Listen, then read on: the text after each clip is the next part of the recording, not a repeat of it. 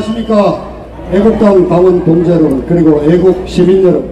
저는 오늘 다음 주에 평양에 가는 문재인의 왕복은 문재인 좌파 정권의 몰락을 자초하는 자살골이 될 것이다 하는 주제를 갖고 설명을 해드리겠습니다.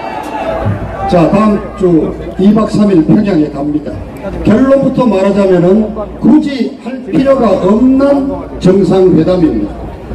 정상회담이라는 것은 양국 간의 현안을 논의를 하고 양국 간의 관계 발전을 도모하는 것이다, 이렇게 상식으로 알고 있는데요. 자, 현안이 뭡니까? 핵문제, 핵폐기입니다. 핵폐기. 그런데 김정은이나 문재인이는 지금 북한의 핵무기 폐기에는 관심이 없습니다.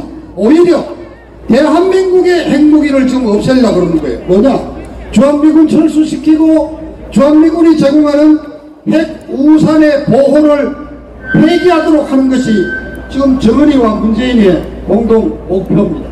자, 두 번째, 관계 발전 얘기하는데 문재인이하고 김정은이 만나는 거 한번 보소. 어떻습니까? 친형제라도 그렇게 가까울 수 없을 겁니다. 그 똥쟁이 만나면 그냥 끌어안고 도리가 난리 프로스를 주지 않습니까? 아니, 대한민국 헌법상 앞서 변호사님이 말씀했지만은 김정은 정권은 휴전선 이북을 불법 점거하고 있는 반국가 단체입니다.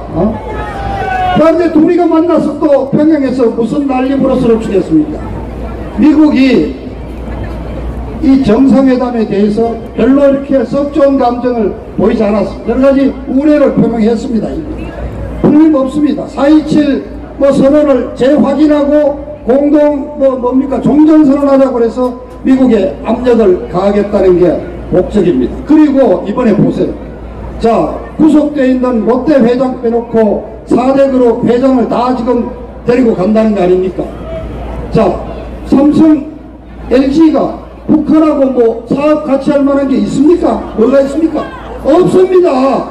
그냥 공장 지어주고 북한 인민 고용해서 월급 주고 먹여 살리라는 얘기 아닙니까? 근데 그 중에 이재용 부회장은 하다못해 박근혜 대통령님하고 엮어가지고 징역을 2년 가까이 살렸는데 그 이재용 부회장 보고 김정은이 만나러 가자고 지금 압력을 가하고 있는 중이라는 거 아닙니까? 지금 경제협력, 말이 경제협력이지 경제지원인데 UN 제재 때문에 할래야 할 수가 없습니다. 근데 왜 대기업 총수를 데리고 갑니까? 김정은이한테 벌써 줄서기 세우려고 하는 겁니다. 이거는 대한민국의 경제를 통째로 갖다 바치겠다는 거하고 다름이 없는 얘기 아닙니까? 자, 또 이틀 전에 목요일날 개성공단에 남북 연락사무소를 설치를 했습니다. 미국이 공식으로 곤란하다고 입장을 공보를 통해서 발표를 했습니다. 그런데도 통일부 차관이 소장이 되고 상주 인원이 30명이 있게 된다 그럽니다. 그래서 그 사람들을 위해서 전기설로 다 고쳐가지고 이미 전기 들어갔죠. 또 혹시 모를 정전 사태에 대비해서 발전기 가지고 갔고 발전기 썰 기름 또 몇 톤 갖고 갔죠. 자, 그 연락사무소 들락거리는 차들이 하루에 수십 대 왔다가 또 수십 명이 왔다 갔다 할 건데 도대체 어떤 놈들이 어떤 물건을 싣고 왔다 갔다 하는지 어떤 작당질을 할게 눈에 뻔히 보이지 않습니까, 여러분? 지금 미국에서도 트럼프뿐만이 아니라 트럼프를 그렇게 욕하던 민주당, 심지어 트럼프를 그렇게 욕하는 좌파 미국 언론들마저도 북한의 비핵화 조치가 계속 지체되고 있는 사태에 대해서 이제 우려를 표명하고 있습니다. 심지어 클린턴 시절에 육자회담 대표로 북한을 상대했던 갈루치 대사 같은 분은 뭐라고 했습니까? 지금 문재인 정부가 하는 일은 한미 동맹을 깨자는 일이나 다름이 없다고까지 경고를 했습니다. 여러 가지가 지금 어렵게 돌아가고 있습니다. 애국 시민 여러분, 한 일주일 전에 미국 워싱턴에서 책이 하나 출판되었습니다. 아마 들었을 거예요. 제목이 뭐 공포 또는 두려움, 피어, 뭐 인더 트럼프 화이트하우스. 쉽게 말하면은 유명한 워터게이트 사건을 특종 취재했던 박 우드워드 기자가 쓴 책인데요. 이 기자도 미국의 좌파 언론입니다.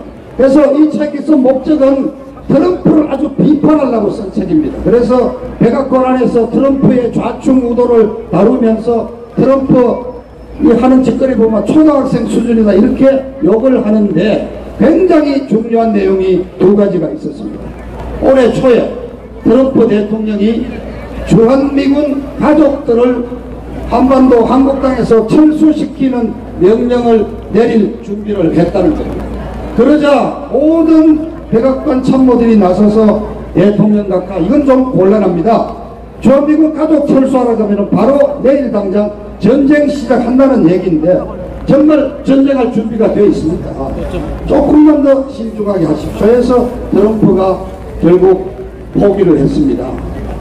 또 한 가지는 그러자 린지 그레이엄 상원의원이라고 아주 중진 의원이고 트럼프와 절친인 이 그레이엄 상원의원이 뭐라고 트럼프한테 건의를 했냐면은 그렇다면은 중국의 시진핑한테 부탁을 해서 김정은이 저거 죽여버리고 중국 말을 잘 듣는 장군 하나 데리다가 앉히면 되지 않느냐. 굉장히 중요한 얘기를 했어요. 대한민국의 쓰레기 언론들은 이것을 그냥 해프닝으로 취급하고 트럼프를 요구하는 책이 잘 팔린다 그 얘기만 하는데 그렇지 않습니다. 이 시나리오는 살아있습니다. 그리고 이걸 들으니까 이해가 갑니다. 몇 가지. 취임 이후 7년 동안 북한과 소원하게 지내던 김정은이가 3월 25일 급히 북경으로 가서 시진핑한테 매달리고 충성 맹세를 했습니다. 시진핑이가 목치고 바꿔버리면 그만이거든요. 이게 바로 레짐 체인지 정권 교체입니다.